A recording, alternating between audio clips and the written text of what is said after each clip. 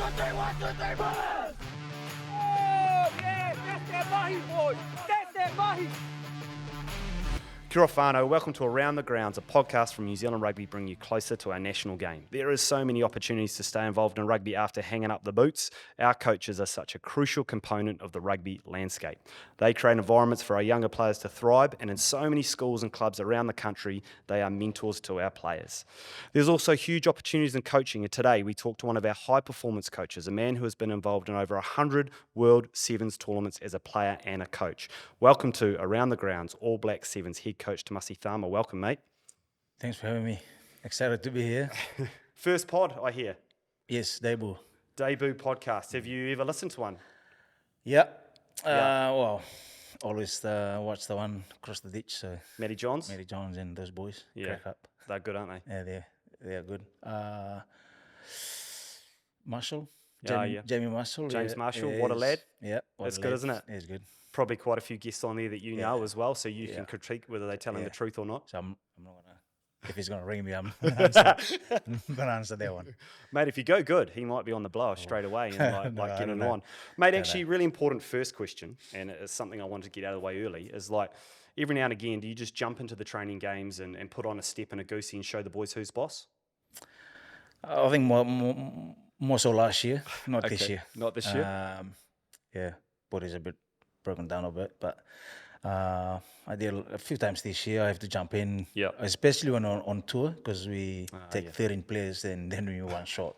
Yeah. So I'll jump in if I can, and not to try and show them how we do things, but it just be good to get involved again and have a feel of the group Yeah. that way. Yeah. I can learn a bit from them or really understand where they're at around the game.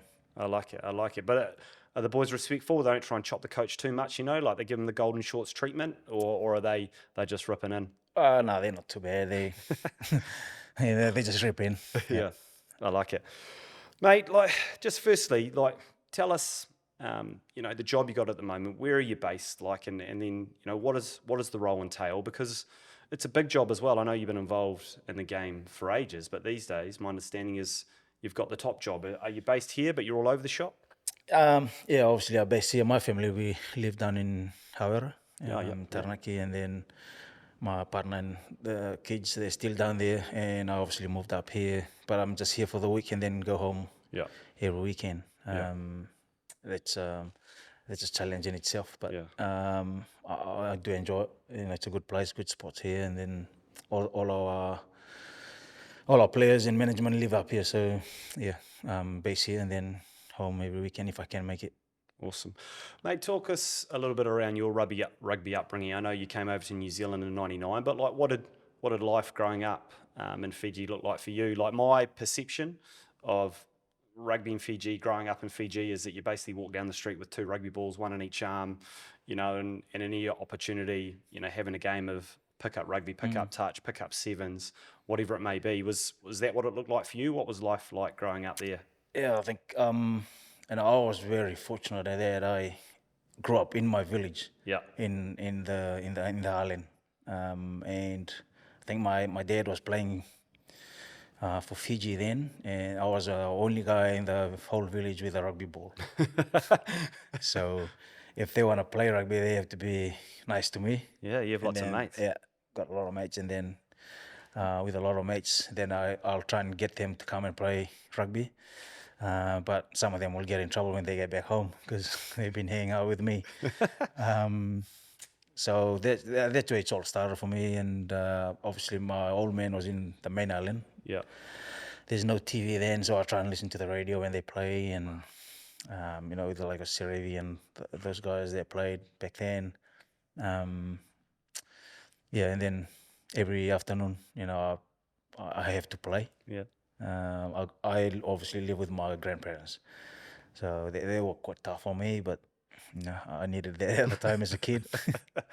And obviously, like you say, you're the one with the rugby ball, and I'm sure it was, you had heaps of mates around who wanted to chuck it around with you. But then are you into a village team, a club team, a school team? Like, what does it look like when you're getting keen on it? You're either listening or trying to watch your father play sevens for the Fijian side. Like, what it looked like for you when you actually get into sort of, I don't know, organised rugby? Yeah, I think then I move school and then get into the secondary school, and then I think I was 15, or that was my first taste of men's rugby. Yeah. It was a sevens tournament, and I actually my first game play against my old man. What? And then obviously he was playing on the wing when he was playing for Fiji or his club. But then that particular game he played halfback because I was playing halfback. So he was trying to get into me. I was trying to get, and I was scared. I was like 15. We got smoked in the end, but that was an experience in itself. And I think that's when it first started for me. I play against my old man at the sevens tournament. Mate, I'm going to have to look at my coaching techniques. I take my boys under 12 team. I think I might have to start jumping in there a bit more and like give them a bit of a rustle up. I think it sounds like good stuff. Well, that's the way to do it. Fast track them. Yeah, mate. But I mean, that's actually pretty amazing that your first game of rugby was against your old man. Played at halfback and he wanted to get in there and rip into it. But like, was that pretty common? In Fiji, those sort of games like villages playing villages, or that 15-year-olds playing 25, 30, 35-year-olds, was that something that happened a reasonable amount? I think so. I mean, my old man always tell me like, if I feel like I want to play, and he always say like, as long as I'm prepared for it. Yeah. Don't just turn up and try and play. So that was the thing he gave me, and then I ended up playing for that village team and then play against him. And it happens a lot in Fiji, I suppose. And then I think they try and get strict on it now with make sure you play on the same age or not in the men's grade where it's you can get exposed or get injury. Yeah. And then as soon as I started, I loved it. And then away you went. Yeah. That's awesome. And that's pretty cool, like to have a father who played for Fiji. What was that like? Did that, was he tough on you? Did he mentor you? Did he pass on knowledge? Did it create pressure? I don't know, to have a father who, like you say, you'd be with your grandparents and he'd be away overseas playing in, things like the Hong Kong Sevens, which were like, they were awesome, like, and still is today. Like the Hong Kong Sevens and watching New Zealand play Fiji with Jonah and Saribi and those sort of things, like that's pretty cool, isn't it? Yeah, I think the only thing with my dad, we never played together. Yeah. We always either play against each other or the only time we were in the same team, he was my coach. Right, yeah. And apart from that, when we're playing, we always play against each other. And he always say, like, as soon as you cross the white line, I'm not your dad, my son, it's on. Wow. And that's happened after when we come off the field. It was the whole time was like that. Even when I was playing here, he was coaching Fiji. It was like that. Yeah. So there, Wow. Oh, mate, I kind of love it actually, to be honest. So you came over here in '99. What was that conversation like with your dad? Because he'd been, a Fijian representative, lived in Fiji. Did he want you to stay, or actually he wanted you to go out and have a crack at the opportunity in New Zealand? Like, what was that like? He actually came here with me. Oh, cool. Yeah, he came here and then played a tournament in Wellington and end up in Palmy. And then they said, "Oh, you're going to stay here?" And then we're going back. I said, "Oh yeah, I'll give it a go." And then I think a couple of weeks later, I don't want to stay here. I want to go back. I miss home. But then I stayed with my uncle, and then my uncle kept saying to me that you can stay here and then can always go back to Fiji. Fiji is always going to be there. Yeah. But it took a while for me to take that. And then once I started going to training and started playing rugby, that's I sort of feel comfortable being here by myself with my uncle and that. So my dad was happy with it. I sort of make the age grade and made the Fiji 7 squad once, like in '97. I was at school and, those Sarabi and those guys were there, and I turned up to camp and I saw my name on the paper. I turned up to camp and I saw those guys, they were there. They just won the World Cup in 2000, in '97. Yep. They won the World Cup in Hong Kong. And then the back end of that year, I went to the camp, and then all those guys were there. Yeah. And I turned up in my school uniform, and I was going, I asked the question, well, what am I doing here, when I saw those guys. So I sort of trained and made the camp, and then missed the team. They went to Dubai. That gives me a taste that maybe I'm gonna give it a good crack. And the pathway in Fiji, that's something you struggle with. Yeah. You don't really know, if I play for this team, this is where I'm gonna end up. Whether you go into the 15s or 7s back then, you just have to go out there and play. If you get selected, then See how you there's go. a chance. Yeah. Yeah. How good. So what made you comfortable in New Zealand? Like you said, and it's something I hear so often from Pacifica players, that you come here, miss home a little bit because it's obviously such a good environment there, really comfortable. Was it the team you're in? Like, were you in Palmy? Like, was it the club team? Were there certain mentors or coaches or took you on the wing and made you more comfortable? And like you say, gave you a bit of direction around, give this team a crack, or 15's a crack, or 7's a crack? Like, what sort of got you over the line to I make think you stay? when I was playing Fiji, I was 15s. I was the first 5. Yeah. Then I played for my first club game. They put me on the wing. I was like, oh, this is new, and I can learn a lot as a winger. Yep. So you understand what's going on, with the guys inside.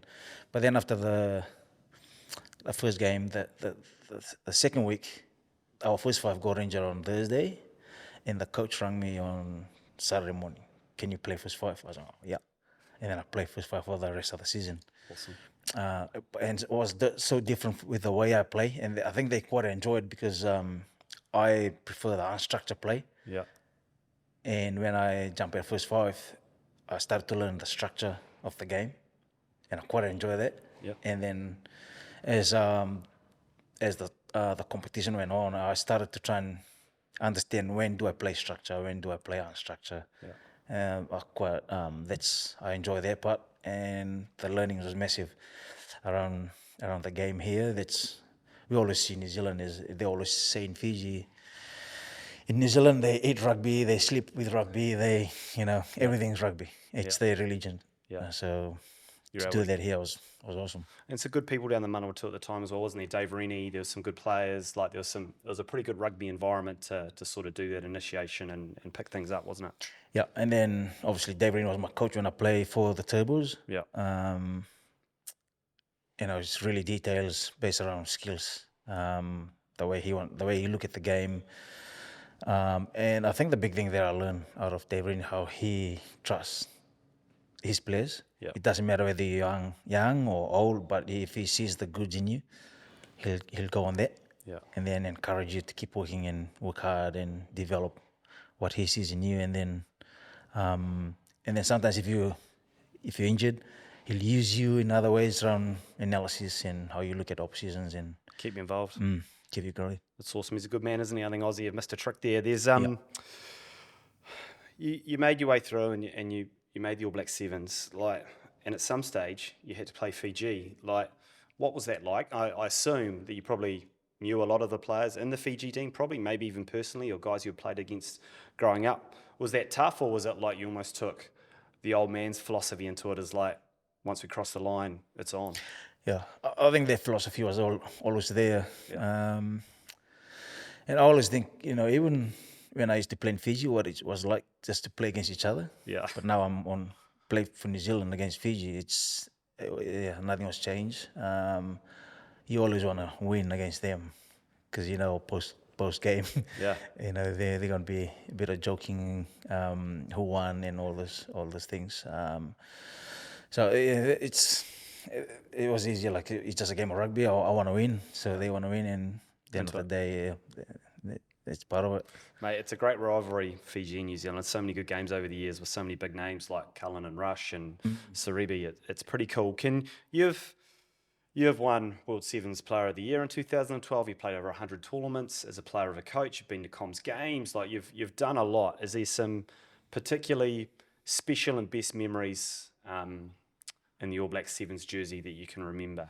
Is there anything, one or two things that stick out over a career that's almost spanned 20 years now?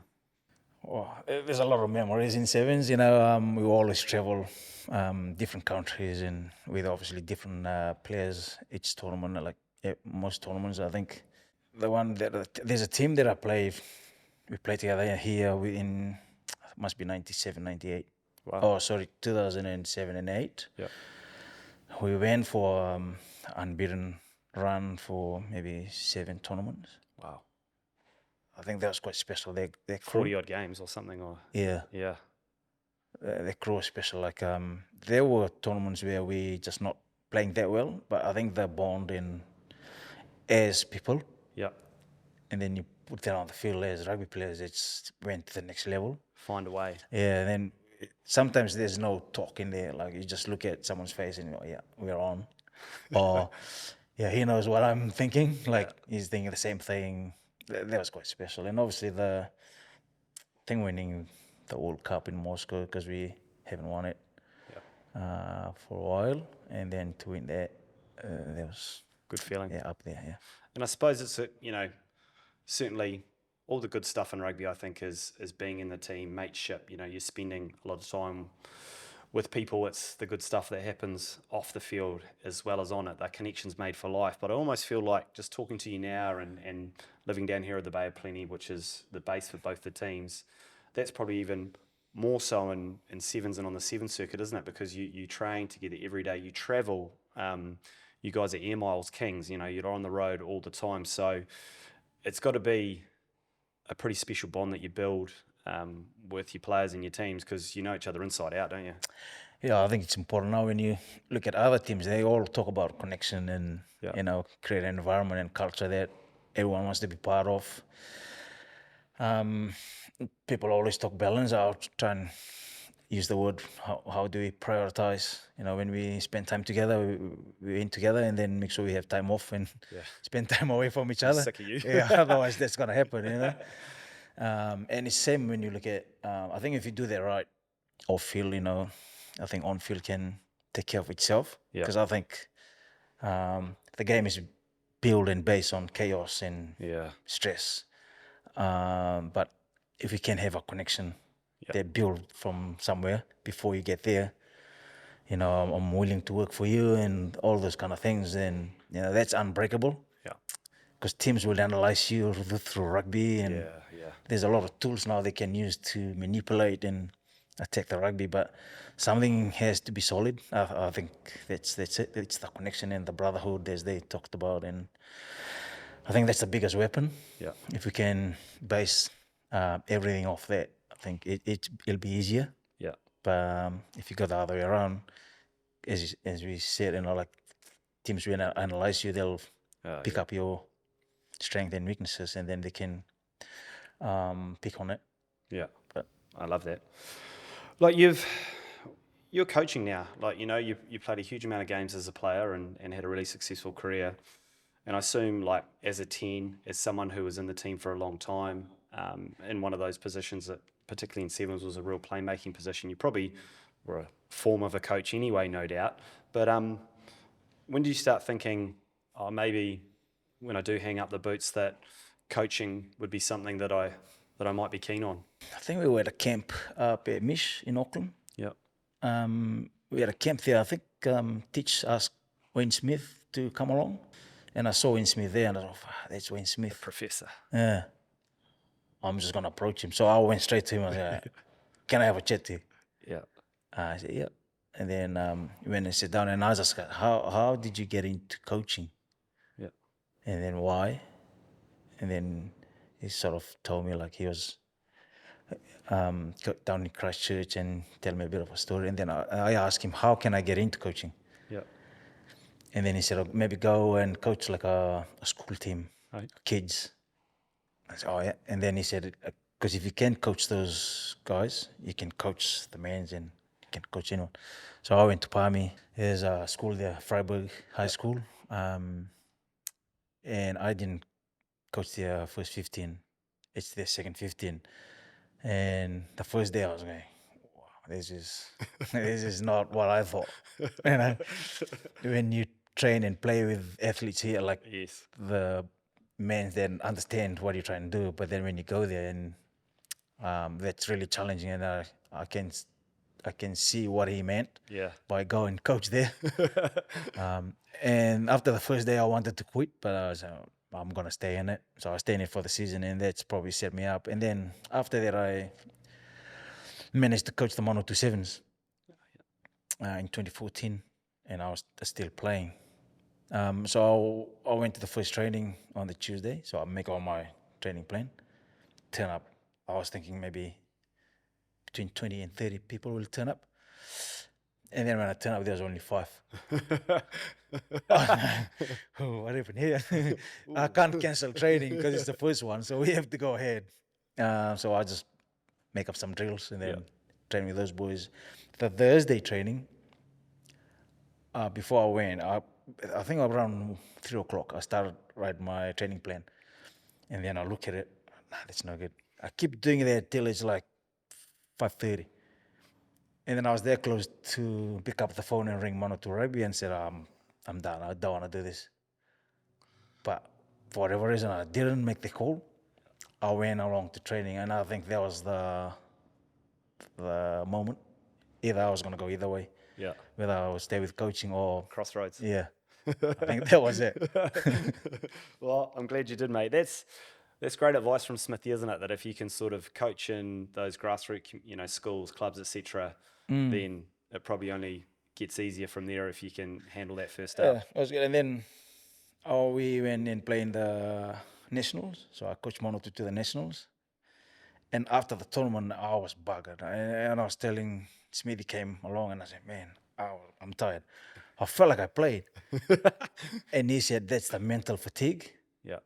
I said, what do you mean? Because as a coach, you use your brain and this. I said, so is this happening after every tournament? I'm not. I said, I don't want to do it. If I'm going to feel like this post-tournament, I don't want to do it.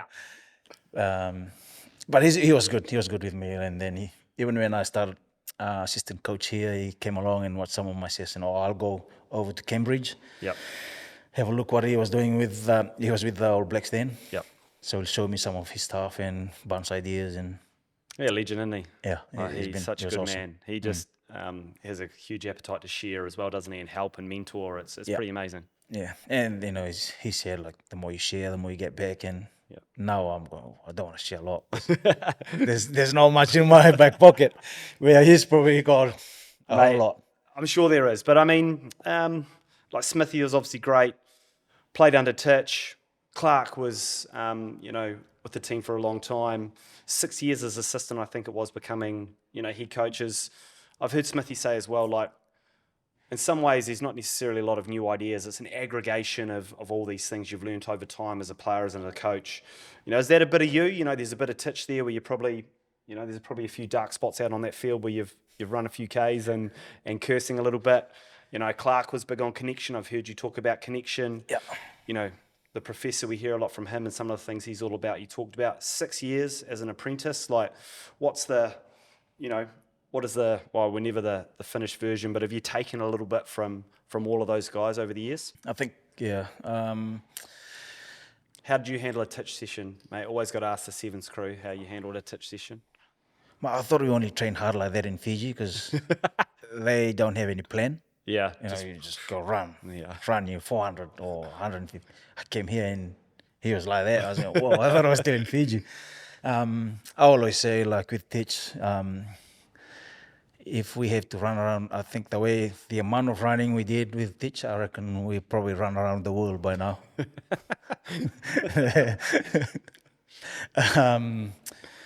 And with Teacher, like the way he trains us, it's more around, because when you turn up here first day, we do fitness tests. Like beep test and phosphate decrement, and then you train. And then we always still feel like we're still not fit enough. But now, towards my back end of the career, and then I start realize that when we fitness test, he knew where we're at. Yeah. And most of us were fit because he'll say, everyone needs to be over level 13. So he knew we were fit, but then the game back then wasn't really structured as much as of now. But he trained us hard just from the mental toughness point of view. Decision making under fatigue and then all that sort of stuff. And then that's how we got over teams back then. If we fit enough and we got a bit on rugby IQ, and then with better skills, and then we'll probably win. We're in. We're in.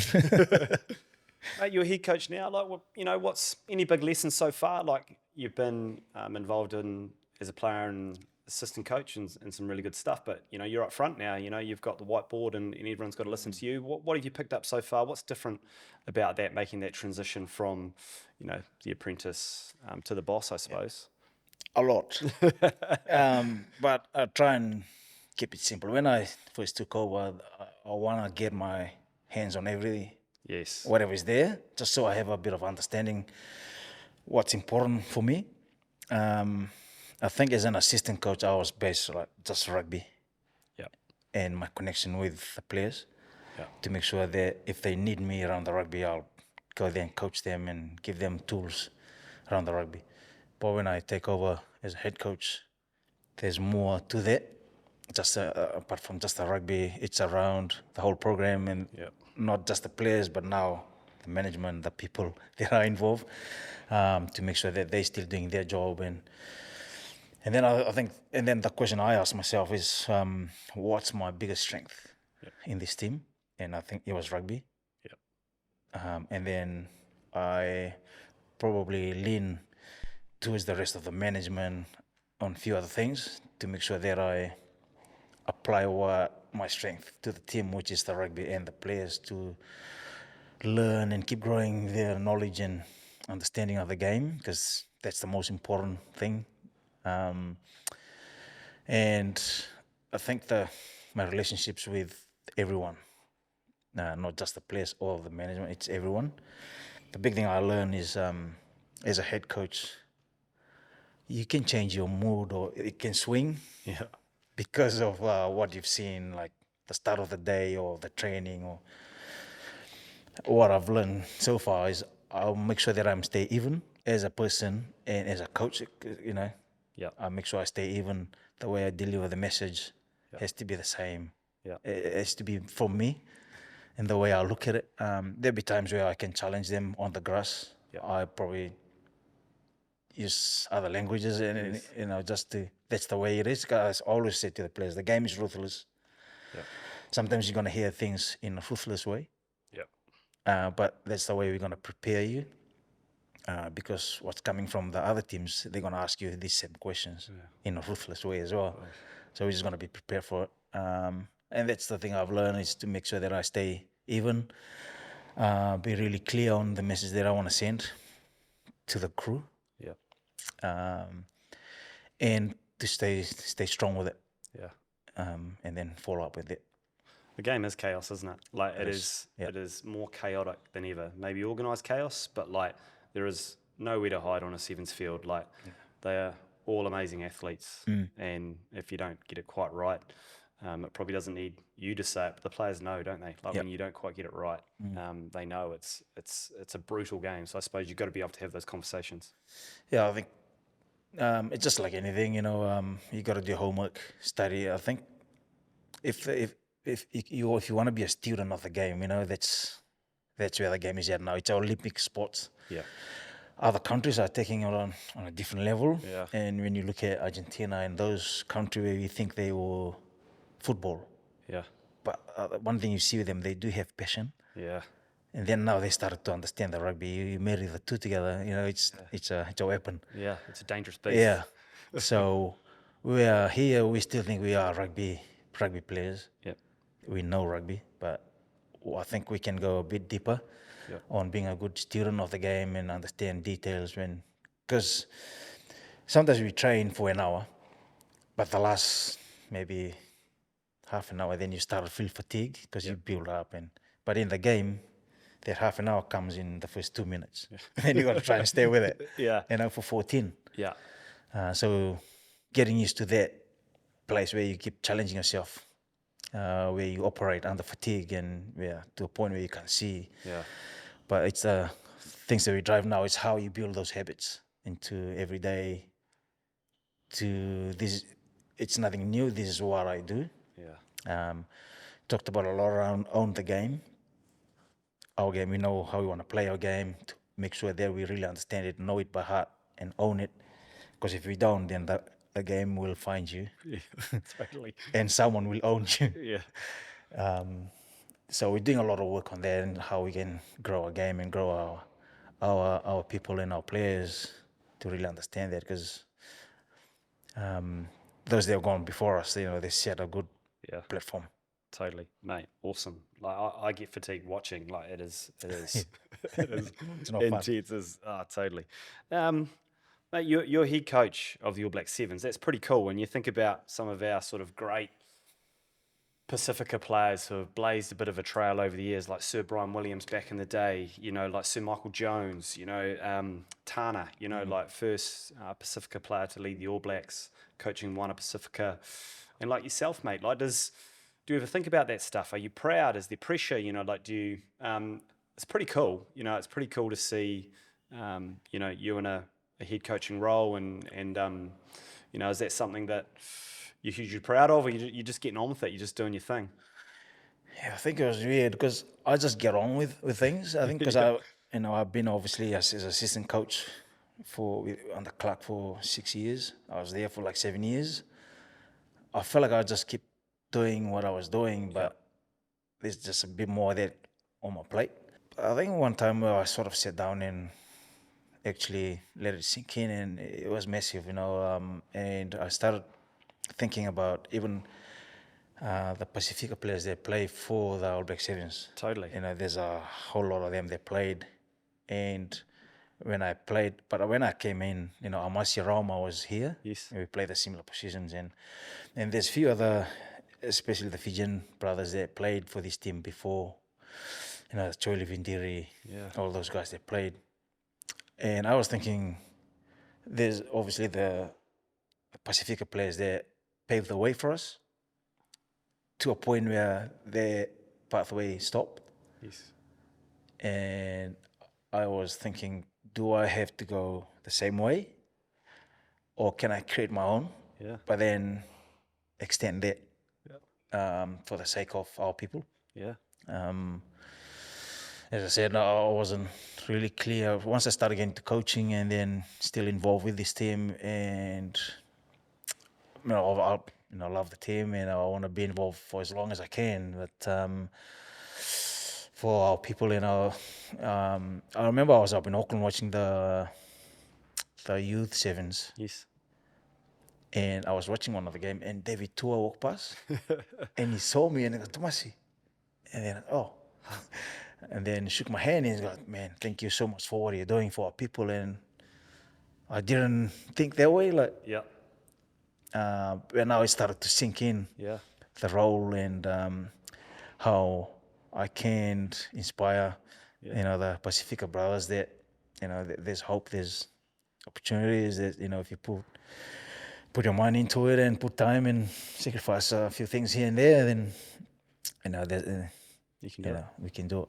Mate, it's awesome. I'm sure you're inspiring people back in your village, back in Fiji, but also, literally the thousands of Pacifica rugby players that are here in New Zealand as well, no doubt dominating on the field. But see, hang on a minute. Like you say, there's an opportunity to still be involved in the game afterwards as well, with Moana Pacifica, yourself heading up the seven sides. It's pretty cool, mate. Look, big pinnacle event coming up, off to Paris, in the middle of the year. How are we tracking, mate? Like, there's some guys that we know really well. There's some guys who have been around for a really long time, and whenever we turn on the TV for the big tournaments, they're there and they're doing their thing, and they're awesome players. But, who's new, who's not? Is there anyone, it's pretty cool when you think that Michael Hooper's going to be playing for Aussie. It's pretty cool when you think Dupont's going to be playing for France. It obviously means, that it's a big fixture. And you spoke about it a little bit. I remember watching Christian Cullen for the first time as a young person, Saribi, Jonah, Roger Randall, like some guys who came through the Sevens program. Anyone to keep an eye on, when we start flicking on the TV and watching the tournament overseas? Yeah, I think the pathway now is different from back then. A lot of those guys, they came and play here and then end up in Super Rugby and playing for the All Blacks. Yes. We are now, there's Sevens, there's Super Rugby, there's the All Blacks. Yeah. In the pathway, that different path to get here. We've got a lot of young guys that in our squad now. So they came out from the Wolves, the youth. Ignite, Sevens, was it? the The Ignite Ignite Sevens? up in Auckland. Yeah. and that's our pathway now. We go to those guys and bring them here. They've got a lot of talent. They dominate and play well at the school level. But a lot of them play 15s. Yes. So the game is kind of like different. They do have the skills and the X factor to play 7s. But the key now, like at this level, is know when to do what. Yeah. Because you can get caught. Yeah. And then once you get caught, and then you can have self-doubt or you hesitate because, as we said, the game is, everyone understands the game now. So that's the exciting part for us. It's we've got a lot of boys that have been here a while. They are leading us well at the moment, and share their knowledge and experience to the young ones. Yeah. And a lot of those things is just around hard work. You just got to work hard. Yeah. And that's You just got to roll up the sleeves. yeah. And you can't hide you just can't hide now. Yeah. And Talent only takes you so far, sort of thing. yeah, and I always say, if you hide, the game will find you. Yeah. The game will find you. It's just brutal as that. Mate, a few quick questions to finish. Favorite Fijian dish and why? Talk me through it. Lobo. Lobo, It's the hangi. hangi. Yeah. Fijian hangi. Yeah. Potatoes, meat, all the good stuff. Slow cooked. Yeah. Taro. Yeah. Fish. Pork. Beautiful. Yeah. Yeah. Taro leaves. It's good. Superfood. Do you like kava? Yep. You do? I got my own wee business. Got your own brew? Side. Yeah. Side hustle? Side hustle. Yeah. Yeah. Cool. I like it. There's probably a good little side market, I'd imagine. Yeah. It's just something to do away from footy. Yeah. Get in the garage and get the mix right. Yeah. If I can't sell it, then I'll just start drinking it. Yeah, good. I love it. Mate, so many that sort of people that you've chatted about a little bit over the last wee while, but who's probably been the biggest influence on you in your career playing or coaching? I think my dad. Yeah. I was here with the crew the other day. Like, I caught up with him in LA after Yep. the sevens and talked to my mom and my brother. They was just saying, "Oh, you're doing so well. You're doing this." And then talked to my dad and he goes, "Yeah, you're doing so well. Just on your team." Was straight into the You need to do coaching. this. Yeah. He was cool. Like even when I was playing. Yeah. After tournaments, when he wasn't involved with Fiji, we always chat. Yeah. And then he'll give me straight feedback, like, you're just not sharp enough on this, so I'll work on that. Yeah. Massive influence on my career as a kid from very young age. Mate, you've been all around the world. Any best and worst roommates? Anyone spring to mind over the years? No clue. No clue. No clue. Come on, throw someone under the bus. There's got to be a bad tourist in there somewhere. There was a guy, Buxton Popoli. Yeah, totally. Terrible. He was worse. Like, no worse like that he snore. Or he'll ask you questions. What time we start? Yeah. What time is this? Like, You should know. I said, bro, go and ask the manager. I'm not the manager. Sort yourself out. Good, I like that. Mate, 20 years from now, you're sitting in the lounge. Fiji are playing All Black Sevens in the final Olympic Games. Who are you cheering for? Depends where I live. Free, I like it. Am I still in Fiji or am I still here? It's a good question. Ooh. Yeah, it's tough. It's tough, eh? It is tough, man. It's a tough question. It's a bit of banter, but I can imagine go for a draw or something, shall we? Or If it's now, I'll say New Zealand. yes. Even now, I'm with my two daughters. They both go for Fiji. Do they? Yeah. Oh, I was going, yeah. it's tough, eh? Yeah, it's tough. Yeah, there's such a strong connection between the two, especially in sevens. It's a tough one. Mate, thank you so much. Really appreciate it. I know it's a busy old time with you. There's plenty to do, but good luck. I know you're off to Hong Kong. This next tournament, which is absolutely one of the traditionals, one of the awesome stops on the circuit. But good luck for that, and good luck for everything else the rest of this year. And thanks everyone for listening for Around the Grounds. A huge thank you to our rugby community, which makes our national game so special. Thanks, team.